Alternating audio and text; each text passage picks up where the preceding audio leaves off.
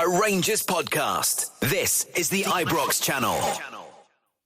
Yes, this is indeed the Ibrox channel podcast. I'm Andrew and I hope you're all doing well. I'm actually joined with a very special guest this week, all the way from the London branch, the RFCSA London, the London branch, London's oldest Rangers supporting club.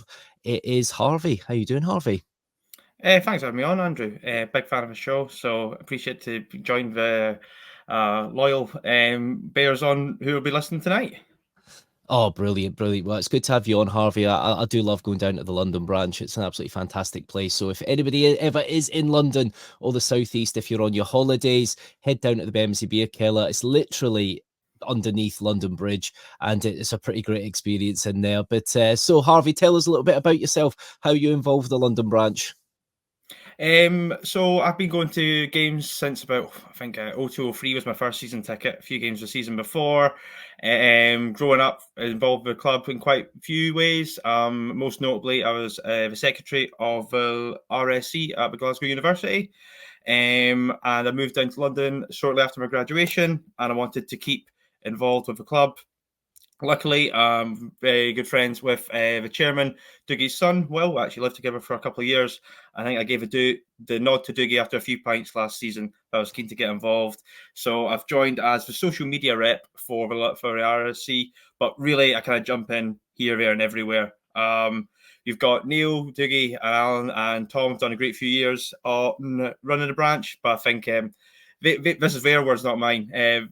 Could do a bit of youthful injection, they were suggesting. So we're looking to get people in their 20s involved at the RSC. So it's a general call out. We're always looking for people who are in the London area.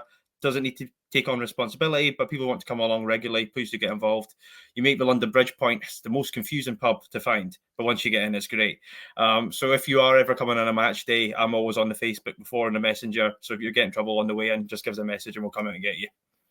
Absolutely brilliant. Yeah, so it's at RFCSA_LB for Twitter, because unfortunately the old page doesn't work anymore, or just search the London branch on Facebook. It's funny you were saying about the kind of demographic there. Last time I was there, it probably was majority between 20 and 40-year-olds, I would say. There's a lot of youngsters, especially a lot of young English people as well that are going in to support the Bears, which is really good to see. Yeah. And that's definitely like an idea we've had on social media as well. I was just thinking we'll put our Instagram and stuff in the bio in the comments so everyone can get us on there as well. We had a real good push over socials and we've definitely reaped the rewards as well. As I was saying, not been the greatest start for the club on the park, but we've actually had a really good time so far this season. We had a great turnout for a Hearts match on the opening day, and as you said, for the Old Firm every week as well. And now with a big calendar of European games coming up over winter, it was great to get everyone in the beer keller for a few good Thursday nights out and everything as well. We're going to touch on about what events we've got coming up later on, but we're very conscious that it could be a very challenging season on the park. So we're really looking to boost things off it and make sure we've got plenty going on. So to keep people interested over the course of the season. Challenging is a word, isn't it? But you know what? A Steiner or two at the beer keller does make things a little bit better. Along, mate. It certainly did after the Old Firm game, that's for sure. But we'll talk a little bit later on about the events that we've got going on down at the Bermondsey Beer Keller, of course, the home of RFCSA London, the London branch. But so I've not done a podcast since the Old Firm game straight after the kind of defeat. So, of course, it's been the international break. Mm-hmm. So there's been a few things that have been going on. Of course, Rangers released a statement a few days ago saying that Chairman John Bennett is stepping down with immediate effect for health reasons. So they put a statement out saying the board wants to sincerely thank John for his service and significant commitment over the last 9 years and wishes him a full and speedy recovery. It's requested he and his family's privacy is respected at this time. So former director John Gilligan will temporarily fulfill the role of chairman until a permanent replacement is appointed. So, of course, we're not going to go too much into this. Unfortunately, John has stepped down for health reasons. That's completely understandable. Your health does come first. And I do hope he does get better soon. So that was one thing that kind of was happening just a few days ago. And of course, Dave King has kind of thrown his hat in the ring, so to speak, about being back on board with the club. He was speaking to the Rangers Review. He said, a quote, "I think I might be the best person to do it for 2 years. I don't want to do it for 4 or 5 years, but I know the club well enough, and I do think it's a 2-year job." So, Dave King, what would you think about Dave King being back on board? Can I go from the top on all things kind of board just now? Go for it. So, firstly, I'd like to join you in wishing all the best to John Bennett on his health. That's the most important thing right now, and hopefully he recovers quickly and can join us back at Ibrox. On the level for the club, we are now in a position where we don't have a chairman, a CEO, and hardly any board members present in Scotland or in Ibrox on a regular basis. I was at a Sports Club Association meeting a few weeks ago, and there were good fans there who are looking to back. All we want to do is back the team, and they feel their focus has been taken away from issues like this. They've had positive engagement in the executive team, and I feel we just need to. There's a balancing act of resolving this quickly and appointing the correct people.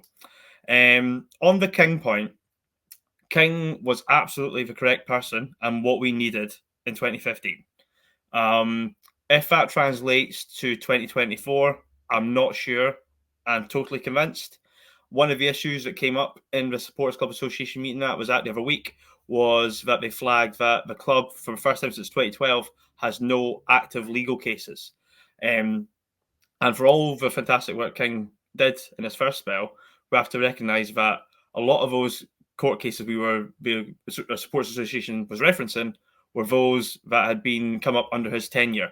So I think we need to think about balancing act of, I think King's a charismatic, fights for us, but on the other hand there could be baggage that comes with it as well, especially because we've just been talking about the new commercial deal that's been signed this week. I don't know the ins and outs of it, but as we become a powerful commercial entity again, we really can't have any legal issues throwing us off that course. My gut sense is that fresh ideas are preferred. Go pay a top chairman and a top CEO what they're worth and get us in the right direction. I think that would be my preference. Do you know what? I can't really argue with that because I'm kind of in the same camp a little bit. You know, I'm thankful to King for what he did when he stepped in. Obviously, it's not all been completely rosy under King, but obviously at the right time he did go for Gerrard. Never is and under any chairman of any club. 100%, 100%. But you know, there are a lot of times we tend to go backwards with a few things, and I think, like you say, especially the whole stuff with Elite Hummel, it is amazing to be in a period now where we actually don't have a legal battle on our hands that's kind of creeping up around the corner that could cost us millions. We do need somebody that can run the club well, not just as a business, but also as a football club, and get us back to winning ways. So, I can't disagree with anything what you said there, Harvey. That's you're right on point there. But speaking of winning ways, we of course played our first game back since the international break, and we had a trip away to Tannadice. Now, when Dundee United were back in the Championship, I was kind of glad, to be honest, because there's nothing like a trip to Tannadice, especially when you're not playing too well. And of course, it's always a hard place to go. It doesn't matter if you're good, doesn't matter if you're bad. You'll remember, especially when you were talking about when you had your season ticket 02-03, I think, they gave us a good few games then. And I think in 03-04, they might have beat us a couple of times and at least took points off us. So, yeah, it's not a place you want to go, especially after a scudding in an old firm. Yeah. So how are you feeling going into this one? Refreshed after a few weeks off because I needed it. After the old firm, I thought the international break came at a good time because we just needed a few weeks off Rangers. Overall, in the week, I felt fine. I was a bit concerned by the lineup. Quite ironically, one of the worries I had was Tom Lawrence, who obviously scored after a few minutes, but kind of drifted out the game after it. One frustration I've had with Clement, and actually not even just Clement, just recent managers, is kind of cautiousness of chucking new signings into the team. We really needed some spark, and I thought we would have seen some of the people who came in over some, like Eggman still barely played any football. You see what you like about his fitness. And I thought we would have seen at least one or two more in the starting lineup as well. But once we got them on the pitch later on in the game, I thought we looked more assured. I would say first half an hour, I thought we were really good. Sorry if I'm jumping on a little bit here. No. But then things kind of went off course. I think people have said who've watched the game back, I haven't, said we weren't really in much danger. But it certainly didn't feel like that during the 90 minutes. Yeah, I think it never does when you've only got a 1-goal lead. In Scotland, you can be 1-0 up with about 15 shots on target to the opposition's none. But in that 95th minute, a corner's coming in and they're scoring. That's just, we've got that PTSD, haven't we? Because it just happens all the time. I've seen it all the time. And we have plenty at Paradise as well. Yeah, 100%. It's one of the worst places for it. Now, one thing that worked for us, I think, was Dundee United's formation when they started the game. They went with a 3-4-3 or a kind of slight variation of that. Now, that gave us a good bit of space, and we did exploit that with Tom Lawrence with his goal. And to be fair, I don't think I've ever seen Tom Lawrence really power forward much at all, ever, really, in a game. So it was a nice early goal to have. 7 minutes in, we pick up the ball in midfield, flood forward. Lawrence just does his best Stephen Whittaker impression out in Sporting and just runs through the entire United team and then just chips the ball over the on-rushing Walton and puts the ball in the net. Now, when it goes to 1-0, 7 minutes in, you're thinking, oh, here we go, we're going to absolutely steamroll them, but it just didn't happen, did it? No. So that move by Tom Lawrence, that is what I thought we were getting on a long-term basis when we signed him in 2022. When he came in, I know he was coming off on a really good season, playing in not a great Derby team, but he'd really stood out. And I remember he scored a great goal early on, that's his first season against Hibs. And my heart sunk when he got injured before Old Firm. We got beat 4-0 at Parkhead with Gio, because I thought it'd be so costly, and it was. Not only did we lose that game, but we've never really seen him at his best, bar flashes. Middle of last season, he was great Kilmarnock away. And my thing is, not just Lawrence, but we really fell out the game, and we just didn't impose ourselves on it after that early goal. And I think a massive problem with that is, I like Dessers. He seems like a nice big guy, honest trier. But he constantly misses big chances in big games, and he doesn't really give as much presence up there. And if we can improve one position in that starting 11 dramatically, look, I'd like us to improve all of them. I think getting Eggman up there, playing a few games by himself, would be a really good start. I know Dessers has the numbers, but he's not getting his presence up there. And I think Eggman needs to, moving on to the game next week, a bit fast here, but he's got to start on Saturday. I totally agree. Now, I spoke after the Old Firm game, and Dessers is very much a form player. Now, he was in good form at the start of the season, and thank God, because he was the only person we could really utilise up front. But he does have a knack of, for example, if he plays in the Old Firm game, misses a good chance, his head goes down, and then suddenly his form dips through the floor. And it's something we've seen from him a couple of times. Now, Dessers, I think, personally, does have a place in the team, but it's not starting every week. I don't think that could be the case. We will absolutely need Serial Dessers this season. We will need him to play a role, because he's not going anywhere. I don't have faith that Danilo's really going to feature for us for any consistent length of time. I think he's not in the European squad. I know he's just come back from injury. I think he'll be constantly in and out. So I think it's going to be Eggman and Dessers. We've got a lot of games this season, and we'll be near enough 50, and it goes well in Europe, hopefully near 60 games all year. So we are going to need him to put in a shift here and there for us, and hopefully he can just get the ball out from his feet a bit more. I think that's a real big problem he has. No matter how many goals he scores in big moments, he can never seem to get the ball away from under his feet in games. Yeah, and then there's sometimes just one too many touches, isn't there? And you just think, that's what I mean about getting the ball. Yeah, it is. Then you look back though to that Real Betis game. That's a game I took in at the London branch, which was just an absolutely great night, where he sent the defender for a hot dog and then put it through the keeper's legs, and you're just like, "Where's this, Dessers? We haven't seen this before." No, I felt like he'd arrived that night, because that was a great night. And I thought just such a big moment for him, and I thought that kind of puts not being a big game player accusations to bed. But if you really had to press, he scored in the Scottish Cup semi-final as well. But we're wanting big goals and tough Scottish away games consistently from a Rangers striker, because the Old Firm games, I know I reckon is absolutely terrible at them in the moment. But Old Firm games, if you can get your 1 or 2 at Ibrox, we look after ourselves. Scottish League titles are 1 on the road. We are 1 at Tannadice, Tynecastle, and Easter Road. And these are the places we're not picking enough points up at. Oh, 100%, 100%. And it's something we've done season after season. It doesn't matter who's been the manager either. But to your point about Tom Lawrence, I totally agree. He was part of there was obviously very torrid times going on at Derby, but he was still a bit of a shining light for them, a very direct player, somebody that can take a pot shot from distance and generally get them, either in the postage stamp and score. But he never really had that track record for injuries until he came to Rangers. No. And that's the annoying thing. And it's kind of the same thing with Danilo now, like you said. We were obviously told that, there was the kind of stuff about Danilo limping. Oh, no, he always limps like that. Okay, fair enough. That was kind of cleared up. But then, when you see Danilo left out, and then, there's the chat, and then suddenly he's spotted at Glasgow Airport with a brace on. Don't get me wrong, they're saying the surgery is some tidy up surgery to make sure that he's gonna not break down again, but at the same time, I've been here before, though. I've heard yeah, stuff like this before, and it just fills me with dread. And I just feel he's not had he's hardly had a proper run since he's got here.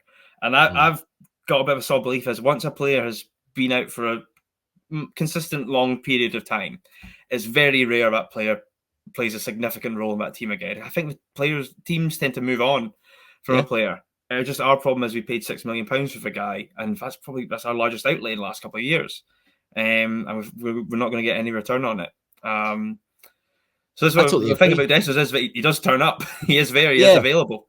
He's one of the few players that doesn't get injured. Him and Tav are like the kind of couple, and I guess last season probably Goldson in some respects. The players that just never got injured for some reason. But Danilo, there's a side to it as well that we haven't seen enough from Danilo, and that is clear. He does look like he's got a good bit of ability, a good bit of touch, but he does look a little slow, because I remember there was chat about putting him in the Old Firm game, and I thought, I think that game would just kind of go past him at the minute. And like you say, you can, if you've had injury after injury, you never quite get going with a club. I think you stagnate a little bit as well. Yeah, and 100%. He could very well be a good striker somewhere.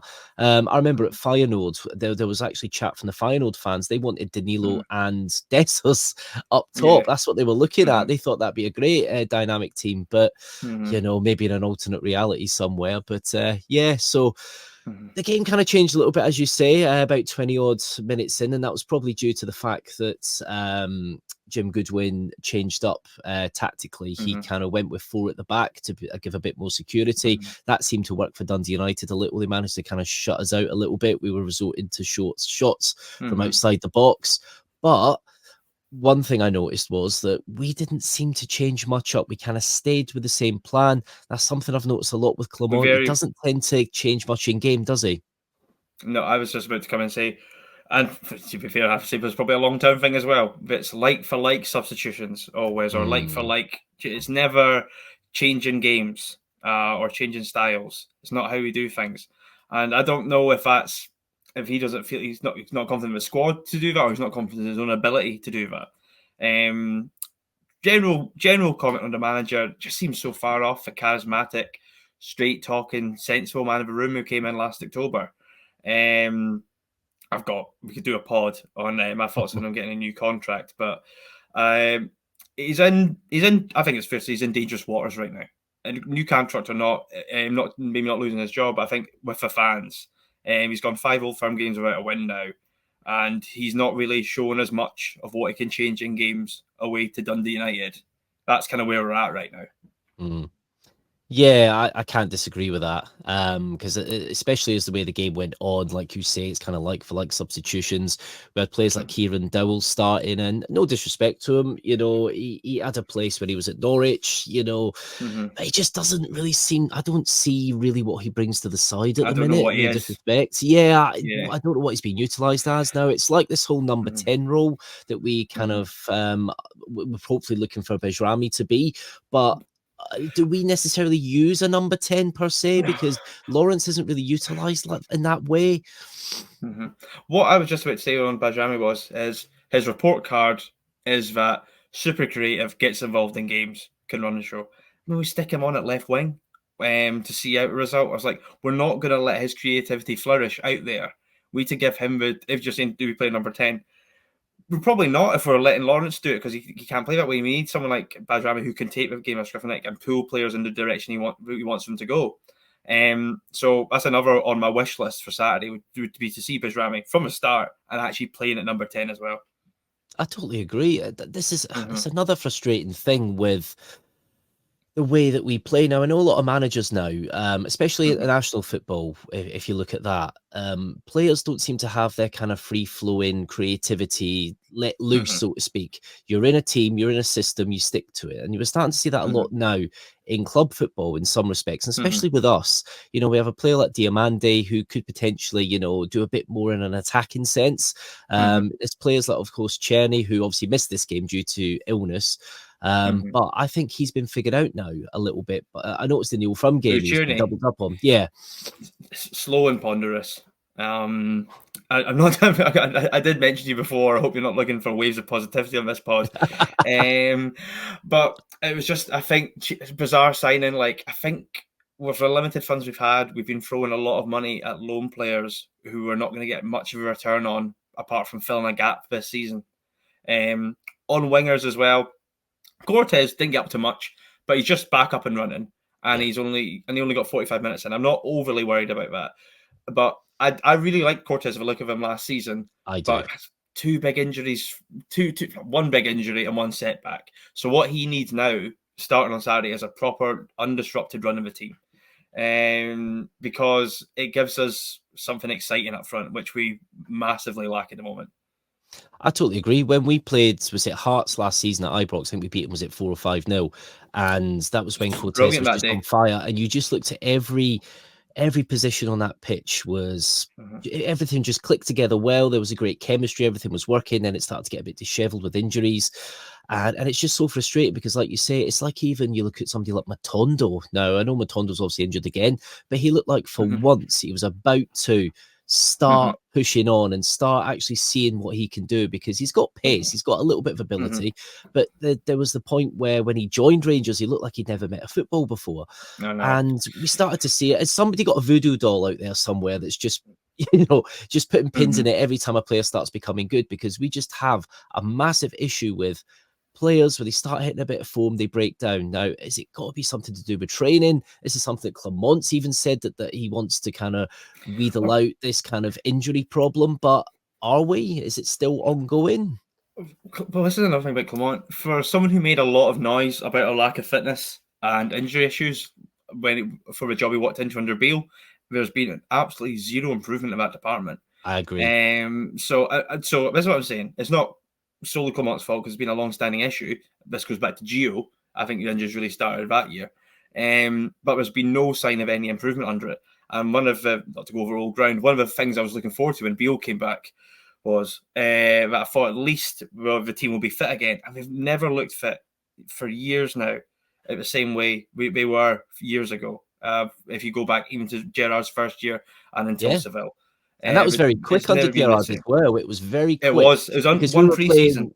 That was it, yeah, because we were playing qualifier after qualifier after qualifier because we had to go to the early Mm-hmm. rounds, didn't we? And we were out in the outbacks of Russia against Ufa, Mm-hmm. and with 10 Mm-hmm. men, and we were still looking fitter than them. And that's Mm-hmm. overnight. Now, to compare to the other lot, the other end of the city, they pretty much Mm-hmm. had the same team from last season. And they Mm-hmm. worked on their preseason. They became faster, fitter, and stronger. What did Mm-hmm. we do preseason? I honestly, I'm really struggling to see what we did in regards to fitness this preseason. But that's, I guess that could be a pod as well for Another another day. pod, It's yeah, one of yeah. We've those, got isn't a it? few side pods. It's Mm-hmm. it's just frustrating though because there's so much wrong, but there are little glimmers that we're starting to see now with certain things, but that's definitely not something that seems to be getting better anytime soon.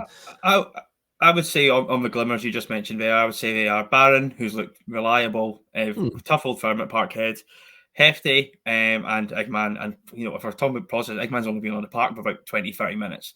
But I'm reaching out for anything here. I would say Yeah, those yeah. are the positives. One player I'm a little bit worried about, you mentioned earlier, Diamande has not looked like the player he was when he first came in. Appreciate we're struggling for a team, and he is very young, but he's looked a bit lost this season, and it's one I've got in the back of my mind that's going to be quite a bit of worry because I see Diamande as probably the most kind of like potential for a big sellable asset there. So we need to start getting more out of him as soon as possible. Do you think when he was being played might be affecting? Because obviously he was out on the left, wasn't he? Against Dundee United. Do you think he'd be better in Not behind or? 100%. I think so. I thought that was where he looked the best last year as well. He doesn't looks like he doesn't look comfortable sitting at the side. But I think we could also put it down to how badly the team's playing. But what do you want Diamante to be? Is he a young player in this team, or is he going to be someone who's driving us the whole team forward from the middle of a park? Because at the start, when he came in, I thought he already looked like that player. So it looks like he's regressed. It'll be a very difficult season for him if things don't change quickly, I think. Yeah, no, I have to agree. I have to agree there because he's somebody that you'd look to turn to in a game to change it. And I don't know if he could do that at the minute, but yeah, obviously we're speaking about Igamani there. Obviously little flashes we're seeing of him, but just some of his control, like he chested the ball out of the air and turned and then was driving. We need to see more players driving at teams now. That's something weirdly that Tom Lawrence had done a couple of times in the game, which we had not seen from him before. But maybe because there's competition for his place now, maybe he's up in his game a little bit. Who knows? But yeah, sorry, you were going to say there, Harvey. No. I'm just going to agree with you there. Having players of a decent standard can only be positive to the players who I think get comfortable in their roles. If you don't have people competing with you for your position. So any pressure on Tom Lawrence to take that starting jersey away from him can only be good. Yeah. No, 100%. That's one thing that worked for us in the 55 season when we thought Morelos was going. We brought in Itten and Roof, and then we just had not a bloated squad, but we actually had a squad with a bit of depth, so we actually could rotate, and which did help. It felt where the system would stay the same, even though players were coming in and out. That's why I always felt with that season. And the results mainly stayed the same as well. Players would come in, do a job they were required to do, in and out, no worries. Yeah, you never had any fear, did you? Never thought, we're going to have to go with him, he's injured. Yeah, no, 100%. Other things kind of from the game, I think Suter had a little bit of a better game than we've seen in recent times. That back line. Brought it out well. Yeah. No, he can be good with the ball at his feet. Proper, I think he's still settling in. So there's something we'll hope that back line can really start becoming stronger. Don't get me wrong, we've not really conceded that many goals in the league outside of the Old Firm, so I don't know if that's more to do with the fact that teams maybe aren't so good this year, or is it that we are a little bit stronger in defence? I think let's wait for a bigger sample size. On Proper, I don't want to come here and just make this mean more about transfer recruitment pod, but getting Goldson out the door and replacing it with a 7-figure signing for a guy in his 30s, I just thought was absolute madness. But again, we are where we are. And we're going to need him to do a job for the rest of the season because we're light at centre half. My initial feeling is, I think one of my pals actually pointed out to me that his report card said on the Rangers review said reads the game well, but it's not got much physicality and he's not very quick. It's it's not really going to fly at many Scottish grounds. Yeah, I think he will have a tough season, if I'm honest.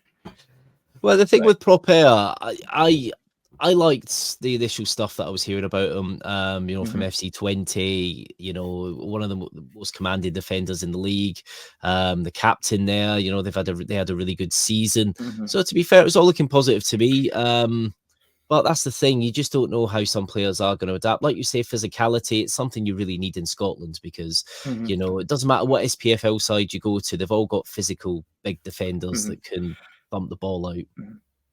How many players have we signed from middling teams in Holland or Belgium who haven't worked out? A lot, right? If you're any good in those divisions, you'll be picked up by that age. You'll be picked up by Ajax, PSV, or Feyenoord. That's my general sense of how it goes. And also, even players who do really well in Holland, it doesn't seem to translate very well to other seasons. Specifically, Sam Lammers, who've not actually checked up on this year.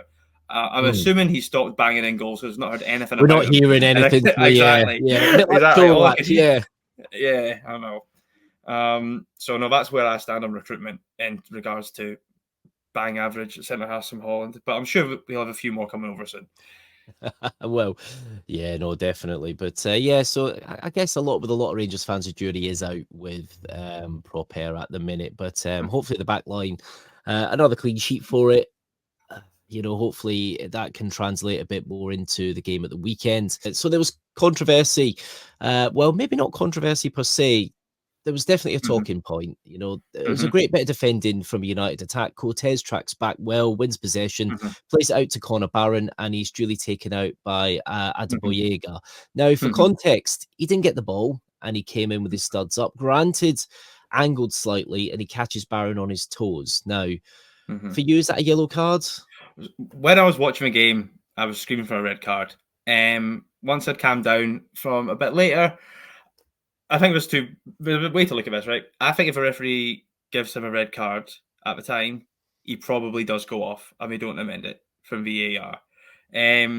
But since he gave him a yellow and it's not high enough, it's on his foot, would I be screaming for it? Would I be furious if one of our players got sent off for it? Probably, is my sense. I'm not saying the referee got it right or wrong, but my gut sense is probably fine as a yellow. Just give him the height of it. But I haven't also said that I wouldn't have been surprised it was given as a red. Yeah, it is one of them, isn't it? Because we've had players sent off for that same challenge recently enough. 100%. It's one of those, isn't it, where it isn't a clear and obvious error. So VAR, you're right, wouldn't get involved if it is a red card. For me, Adebayoga's staring at the ball. You can see he's looking at the ball, and that's what he's focused on. So, yeah, you know what? Player didn't come out badly. It's just the way that football's changed in recent years, where you go in and studs show in, and you know what it's like. It can be, you know, they can get into the dangerous play category, but for me, his studs were angled a bit more. So yeah. Do you know what? The referee didn't have a terrible game by any standards of Scottish referee. We got to be honest. But so there was a few people on Twitter. I did ask on Twitter what people thought about it, which is at the Ibrox channel. And old Mitch from the Rangers Journal, which is at Mitch LR, he said, "I don't think it's a red, but a stern yellow and a final warning from the ref. I will say Goodwin done the smart thing by hooking him off anyway. If there was a cleaner connection on Barron, it is a red." And I think that's the thing. It's the timing, isn't it? If the timing's slightly off, then it is a red. George Mitchell, which is at GMitchy999, he says, "I studs up and at momentum. He got his toes, but could have just easily have got his ankle. Then Butland was given the same punishment for protesting it. Hope someone is keeping a record of all these incidences because they could define the season." Yeah, it's always a bit weird when Butland got the yellow card. Obviously, he's frustrated. He's seen his player get injured and go down. So he's, you know, obviously screaming for a harsher punishment, but he's got the exact same punishment as the player doing a challenge. It is a weird one, isn't it, when you see two yellows like that? But I guess that's just the referee's way of ending it. Reese, which is at 1872_Reese_. "I don't think it's a red, but the precedent has been set regarding those types of challenges. For example, Sterling last season was sent off for less by the same referee." Yeah, that's the thing. And obviously we look at consistency now. Willie Collum now is at the head of that. So hopefully we'll see more consistent refereeing this season. But yeah, for me, it can be a sore one, but he wasn't looking to take the man. Yellow was probably right. So that's pretty much it. It's the game we're on, really. We, you know, there was a few chances. Trapanovsky took a shot. There was a header that came in late on. We had a couple of chances. Lawrence did get forward a couple of times. Igamani was, do you know what? There was a good couple of chances. Dessers as well. Yeah. Dessers had a chance where he takes the shot and it hits off the inside of the keeper's leg and it's saved. You just know it's not happening for him at the minute. But Igamani, the interesting thing is, despite the type of game where you saw Dessers was struggling, he was doing a lot more. He wasn't struggling in this game, in that environment. He was taking the ball. He was driving forward. There was a couple of great through balls from him. He's looking lively. I just hope to God he doesn't get injured, because that just seems to be the Rangers' way at the minute. But yeah, you know what? When the game ended, you know, we had 5 shots on target. They had none. It felt like they had more, but they had a lot of kind of wayward kind of shots that went wide. Possession-wise, you know, 61% to 39. We had 4 corners each. We kind of got out of dodge there, you know, with 3 points. We've had good Rangers teams go there and drop points. So, you know what, I'll take it. A 1-0's never a nice result there, because you're kind of at the edge of your seat for the whole 96 minutes or whatever it is. But you know what, it's good. We'll take that. But yeah, so from one side of Dundee to the other, we do have the game at the weekend where we're finally actually back at Ibrox, which just seems almost like a bit of an alien concept so far. I don't think we've been away from Ibrox this long ever. So how are you feeling about going back to Ibrox? Are you like most Rangers fans, absolutely utterly detest Hampden like me? I just can't stand the place. Can't stand it. Made worse by I've been stuck in the South Stand upper for the games I've been going this season as well, where I just feel a good view, but you do feel miles away from the action. So no, I'm really excited. As mentioned, I'm on the member of the London RSC, so even though I've got my season ticket, I'm based in London. So I thought I'm actually up for work for a few weeks just now. I thought this would be a brilliant opportunity to get to along to loads of games.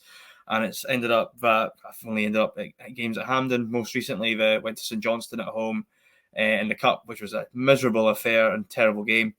So I can't wait. Me and my pals got lunch booked in before and going for a good few pints as well, bringing Ibrox in, which is mid-September feels wrong, but just great to be back in now, and hopefully I'll have the Copeland Rear open soon as well. There's no place like home, is there? Do you know what? It does make you think about, especially that Dynamo Kiev game. You do think, would that Would have made all the played out? difference. I think so. I think no so. matter how bad we have been this season, I have no doubt that if we were at Ibrox, we'd have got through that tie. Really, really disappointing. It just shows it's a massive black mark against the board for me. I think we've really had our fingers burned by it because, you know, the money we'll have lost from that, and then potentially, I think we would have been beaten by Salzburg in the playoff, but it would have been good to put our account of ourselves in that game, and we've also got the parachute payment from the Europa League playoff dropout as well. So it's been a real disaster. There's no real other way to describe it, how bad it's been. I don't think it was the worst kind of progressive path either, because I know it was Salzburg for the playoff, but you know, you think to yourself, you know what, they could have been a lot worse there in a sense, and you never know.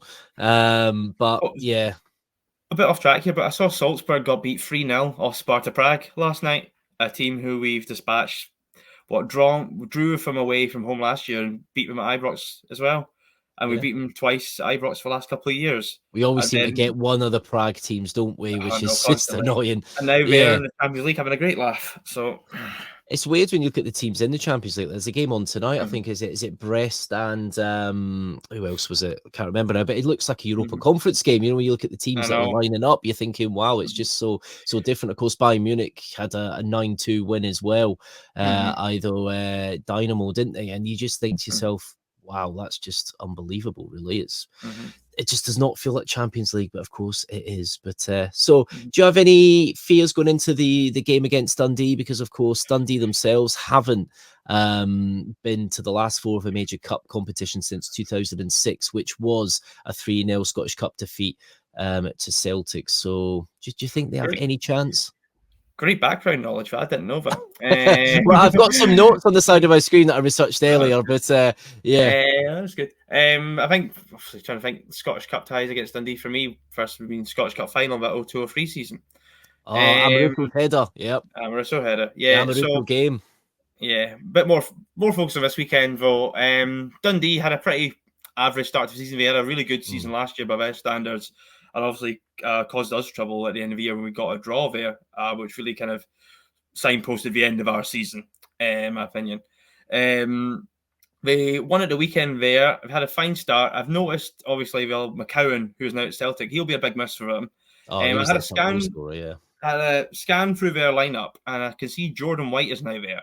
And I'm pretty sure he scored against us in that god-awful 3-3 at Ross County in 2022. Yeah, that's it. Me and my friends went up for that. I'd done dry January. I was really looking forward to it. And then we had to, on the way home, I actually said to my friend outside the ground, and we were top of the league at this point. And I went, that's it, done.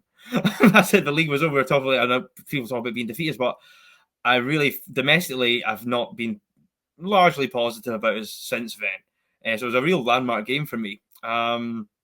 Having said all that, back at Ibrox, expect the business to be done. Rangers by 2 clear goals. I would love to keep that clean sheet up, but I'm not overly confident about the defence. So I'm not putting that down as a banker. But I think we should be absolutely fine. Yeah, it's Dundee in the cup. Not to sound bad, it just never seems that much of an appealing game, does it? You know it's going to be bogged down. They're going to be trying, especially Tony Docherty, he's going to be trying to get something out of the game. Obviously, he's looking to get a win, and by doing that, he's probably going to have to put 10 men behind the ball. I've not seen really any evidence yet that we are able to unlock those kind of parked buses per se. So this is where players like Igaman, Bijrami, might be able to do that. They've got the creativity. By the looks of it, obviously Igaman's a bit of an unknown still, but he's looking more positive than some of the players we've had here already. Obviously, Hampden semi-final is at stake, so back at Hampden, we'd all love that, wouldn't we? But yeah, it'd be nice to kind of get a nice, comfortable win and just kind of go into the semi-final and hopefully, retain our trophy, because this is a trophy. I know we forget about it, but we did win this last year. We don't win a lot of trophies these days. We've not retained a trophy. Not retained a trophy since we won the league in 2011. Is that right? Or probably not. Yeah, you're probably right. We're not retained. We don't do it. They even do it with a Petrofac. I know, you're right. It would. God, I'm about to say lay down a marker. I won't quite do that, but it gives something the fans to look forward to, because that's where we are right now. At the moment, we're going from game to game, just try to win each one. That's where we are at the moment, and hopefully, progressing in the cup gives us something to aim for before Christmas. I don't want to shy away from a game against them, but the last thing we could do with is winning this and getting them in the semi-final. But we'll see how the cards lie. We need to win at the weekend first. Oh, 100%. Yeah, it's very difficult kind of looking forward, but of course, you can't help it sometimes. And you look at teams at the minute, that are kind of around us, you got Aberdeen coming up potentially. They are, I wouldn't exactly say a different animal. They're different to what they were last season, but, never like playing Aberdeen at the best of times. They've always raised their game against us. Obviously, we'll have a little bit of a thing with Dundee over the whole pitch situation last year. And then obviously we're kind of trolling us about our stand, even though it's a different situation because we've let them know well in advance, about games and stuff, unlike on the day of travel, due to climate change in the same street as Tannadice, which wasn't affected. But yeah, so yeah, it would be nice to get a nice result, but I'm thinking 2-0 as well. I just can't really see us getting 4 or 5-0. Yeah, it's a late kickoff as well. I think it's 5:30, isn't it? But it'd be good to get Eggman on the score sheet. That would be really good to see, actually, because I think if he could get a goal or two, he could motor on. But yeah, we'll see what happens. But there was more news this week as well in regards to our sponsorship. So our kit sponsorship, who we've had for a number of years now with 32 Ret and Unibet, which is under the Kindred Group, who is the main owner of 32 Red and Unibet. They've renewed their sponsorship deal with Rangers, and according to Four Lads Had a Dream, that broke down the kind of contract a little bit on Twitter.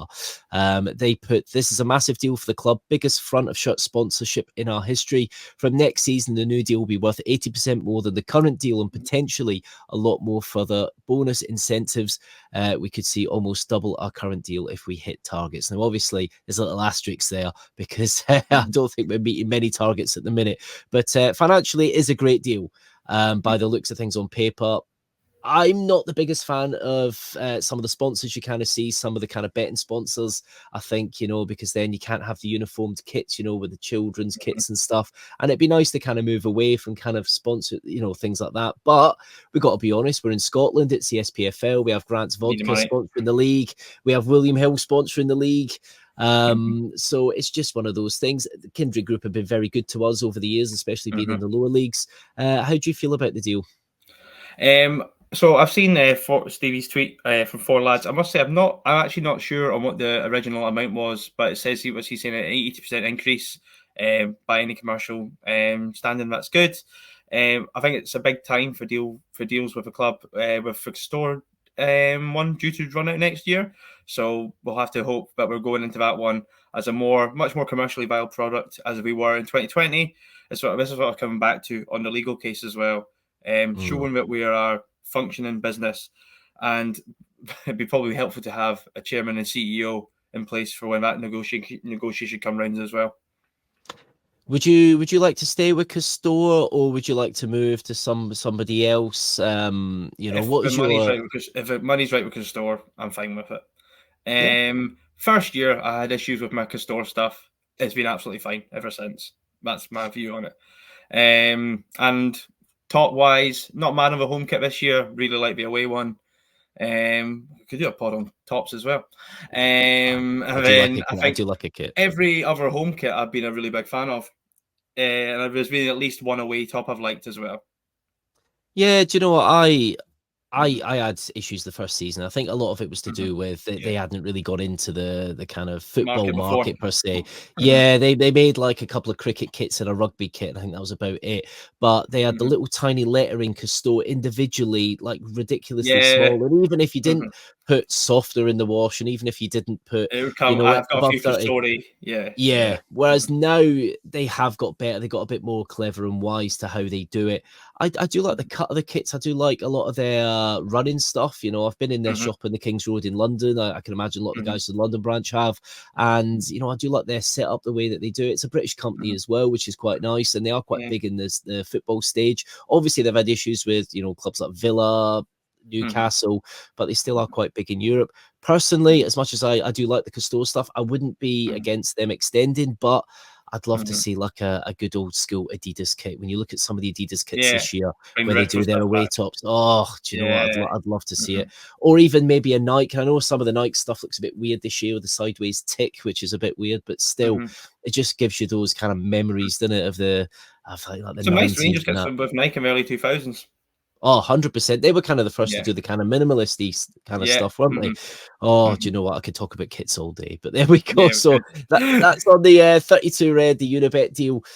So commercially, that's one good thing we've done so far this year. Obviously, we are always looking to expand commercially. You think of Mhm. things like Edmonton House, they've got a lot of gigs going on this year and stuff. So hopefully, you know, this is something else that can be added and can be put towards hopefully transfers um, Mhm. in January, because I have a funny feeling we might need them. Of course, Harvey, you are entrenched. Is that the word? In the London branch, you are one of the head honchos there. So, what's coming up for the London branch over the next few weeks and months? I think entrenching is the word. Big part of my life now, but a very enjoyable one. So next couple of months for us is actually quite a good time, and we're actually jumping on a call at 8 o'clock tonight. We're just recording before then, to have a discussion about kind of socials for autumn. So we've Excellent. got a few TBCs over this, but some things to be aware of. So from the top, if a match is on TV, it will be we will have some sort of presence at the beer keller. So get us on the socials. If you're worried about not meeting anyone, just let us know you're coming, and we'll be sure there's someone to say hi to you and welcome you to the group. Social events away from football. There's Oktoberfest at the Bermondsey Beer Keller next month, so we're looking to do a link up with them for some sort of night. And then, quite excited, we don't have a location confirmed for this, but for the November international break, we are looking to identify a lower league match or a national league game to go to that weekend, just to give everyone a bit of a break from the humdrum of Scottish football. And we're currently looking, so if anyone's actually got a suggestion and you fancy some bears visiting your local club, just give us a shout. Because we're doing some scouting of them just now. And then obviously it'll be Christmas then as well, and we'll be doing an announcement on that. So appreciate there's a lot of TBCs there for work in the pipeline, and we'll be updating on the socials. So as long as you have us on there, we'll be able to let you know. Oh, absolutely brilliant. You always do some good stuff. You've done boat Mm-hmm. trips before and stuff. Absolutely brilliant. And do you know what? There's nothing like an away day to like either a non-league club or Lower a league low league ground. club. Absolutely Mm-hmm. brilliant. I've gone a few times. Now, this is probably not one you'd class as a proper one, but I've been to MK Dons a few times because I'm kind of late in Buzzard area, kind of near, you know, Mm-hmm. Bedfordshire, Buckinghamshire. And I've been there a few times. I haven't been there in a couple of years, though, to be fair, because Mm-hmm. there's no connection. But there's nothing like a few of the pals from work. We went there, went to see Maidstone play him in the Cup a few years ago. That's what And we're you know, it's a after. day out. Exactly. It was a good Yeah. day out, and Maidstone took the lead as well, which was Mm-hmm. something that's Yeah. quite interesting. So yeah, no, absolutely Mm-hmm. brilliant. It's of course it's on Tooley Street, the Bermondsey Beer Killer. You can't miss it. It's just under London Bridge. You've Mm-hmm. got the National Rail Station just above. You've got the underground there as well. Great connections. You've got the beautiful River Thames, literally flowing just past. Mm-hmm. And you know, I've watched quite a few good games in there. I saw the Real Betis game there, which was just a great night. And there's just always, no matter whether it's a win or a defeat, you're around with fellow bears and you can have a few drinks and talk it over. And it's good to vent it out as well Vent it sometimes, out. especially after the Old Firm game, because that was that was a hard one. But There'll be yeah, so plenty. Sorry, just there'll be no, plenty of us no, there on Saturday for the Dundee game, and if you're looking for your European fix as well against Malmo next Thursday. So I'll good few games coming up for us to watch with us. I'll be there for the Malmo game. Yes, I'm Excellent. definitely not working, so I'm going to be there, and hopefully I'll get you a beer there, Harvey, if you are going to be Top there. man. So, Harvey, thank you ever so much for coming on from the RFC. I can't even say it. RFCSA London, the London branch. You can find them on Twitter, as I say, at RFCSA_LB. That is for Twitter. On Facebook, you can just search RFCSA London branch and you'll find it on there. They're on Instagram as well. You got any other socials? He's on the old TikTok now. Oh, see, I'm the youngest, but I'm still not quite. So, I mean, if anyone can help us out with TikTok, I think we'll have cracked it. One step at a time. We've got Insta, Facebook, and Twitter. To be fair, I started doing TikTok earlier this year, and it's interesting. That's for sure. It's definitely interesting. I'll use that word. But no, thank you so much. I'll look at doing a few kind of little bits of podding down at the branch. I do get interviews from some people, so if anybody is going to be there and wants to have a chat, especially after the game, give us some of your thoughts, then please do. I've always got a wee microphone with me. But Harvey, thank you ever so much for coming on. We'll definitely have you back on and hopefully chat more about the London branch very soon. So thank you ever so much for coming on and talking about Dundee United. Top man. Cheers for having us on. Cheers, pal. Thank you. A Rangers podcast. This is the Ibrox channel.